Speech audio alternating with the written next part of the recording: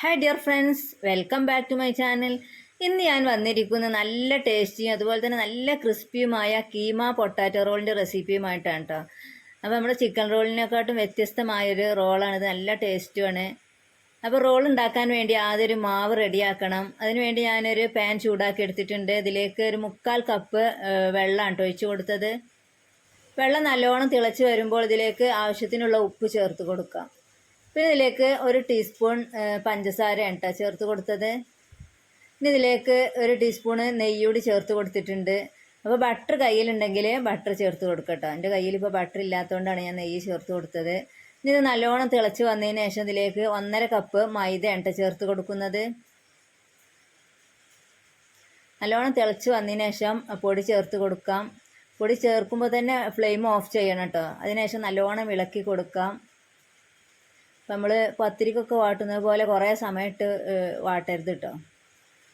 പൊടി ഇട്ട ഉടനെ തന്നെ ഫ്ലെയിം ഓഫ് ചെയ്ത് നല്ലോണം ഇളക്കി കൊടുക്കാം.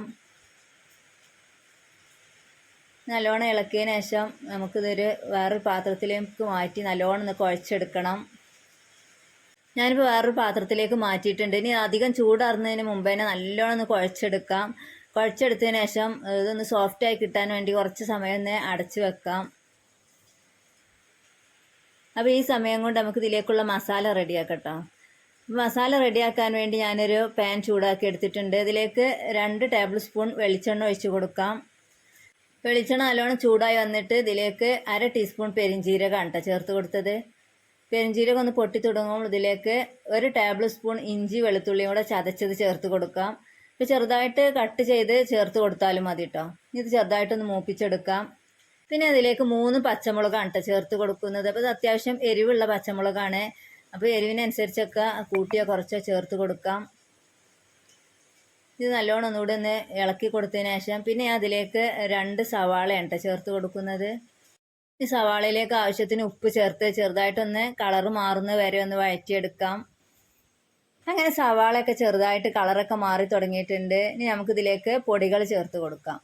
1/2 ടീസ്പൂൺ മഞ്ഞൾപ്പൊടിയാണ് കേട്ടോ ചേർത്ത് കൊടുത്തത്. പിന്നെ ഇതിലേക്ക് 1 ടീസ്പൂൺ ഗരം മസാല ചേർത്ത് കൊടുക്കാം. ഇതിലേക്ക് എരിവിന് ആവശ്യമായ മുളക് പൊടി ചേർത്ത് കൊടുക്കാം. ഞാനിപ്പോൾ 1 ടീസ്പൂൺ മുളക് പൊടിയാണ് കേട്ടോ ചേർത്ത് കൊടുത്തത്. അപ്പോൾ എരിവ് കുറവുള്ള മുളക് പൊടിയാണെങ്കിൽ 1/2 ടീസ്പൂൺ വരെ ചേർത്ത് കൊടുക്കട്ടോ. ഇനി ഈ സവാളയുടെ പച്ചമണം മാറുന്ന വരെ നല്ലോണം ഒന്ന് വഴറ്റിയെടുക്കണം.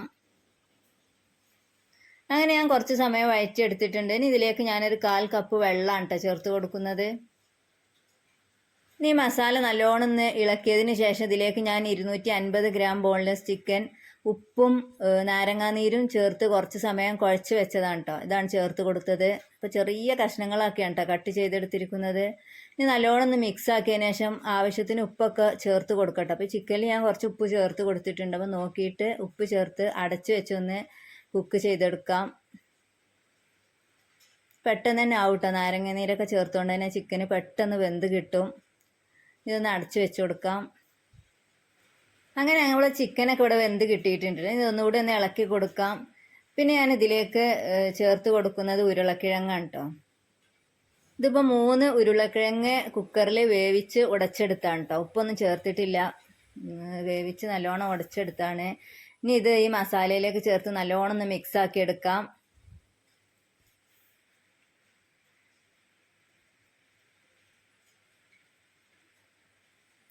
അപ്പോൾ നല്ല ടേസ്റ്റിയായൊരു മസാലയാണ് കേട്ടോ. നല്ലോണം മിക്സ് ആക്കിയതിന് ശേഷം പിന്നെ നമ്മൾ ഇതിലേക്ക് 1/2 കപ്പ് മല്ലിയിലയും കൂടെ ചേർത്ത് കൊടുത്താൽ മസാല റെഡിയായി. അപ്പോൾ നല്ലോണം ഒന്ന് ഇളക്കിയെടുക്കട്ടെ കേട്ടോ. ഉരുളക്കിഴങ്ങും മസാലയൊക്കെ നല്ലോണം ഒന്ന് പിടിച്ച് കിട്ടണം.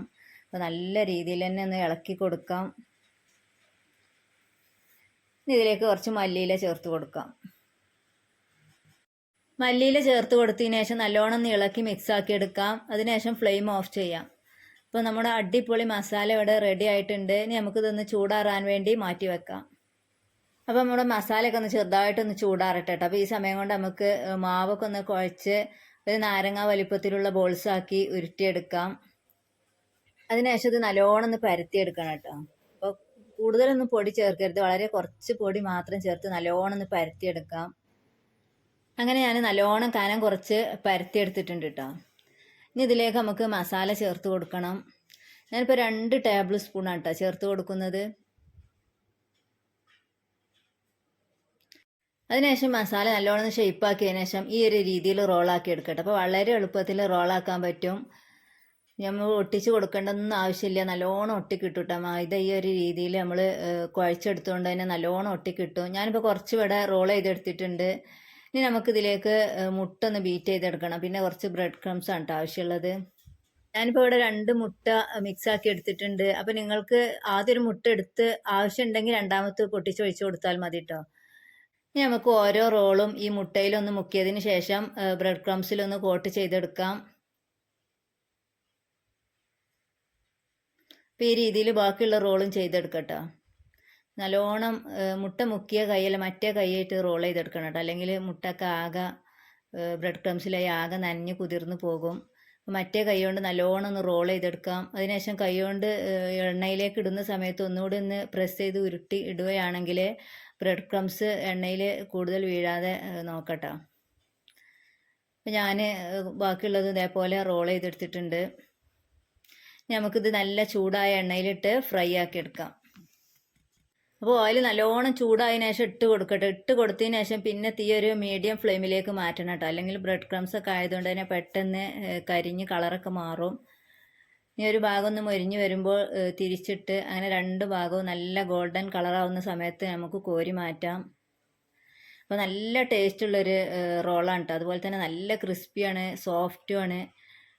അപ്പോൾ ഈ ഒരളവിൽ അത്യാവശ്യം വലിപ്പമുള്ള 10 റോള് റെഡിയാക്കി എടുക്കട്ടോ. അപ്പോൾ വീട്ടിൽ ഗസ്റ്റൊക്കെ വരികയാണെങ്കിൽ ഉണ്ടാക്കി കൊടുക്കാൻ പറ്റിയ നല്ലൊരു അടിപൊളി സ്നാക്കാണ്. അപ്പോൾ എന്തായാലും ഇതേപോലെ ഒന്ന് ട്രൈ ചെയ്ത് നോക്കണം കേട്ടോ. ട്രൈ ചെയ്ത് നോക്കിയിട്ട് ഫീഡ്ബാക്ക് മറക്കാതെ അറിയിക്കണം. വീഡിയോ ഒക്കെ ഇഷ്ടമാവുകയാണെങ്കിൽ ലൈക്ക് ചെയ്യാനും ഷെയർ ചെയ്യാനൊന്നും മറന്നു പോകരുത്. സബ്സ്ക്രൈബ് ചെയ്യാത്ത പുതിയ കൂട്ടുകാരുണ്ടെങ്കിൽ മറക്കാതെ ഒന്ന് സബ്സ്ക്രൈബ് ചെയ്യണം കേട്ടോ. അപ്പോൾ ഇൻഷാ അല്ലാഹ് ഇതുപോലുള്ള ഈസി റെസിപ്പിയുമായി ഞാൻ വീണ്ടും വരാം.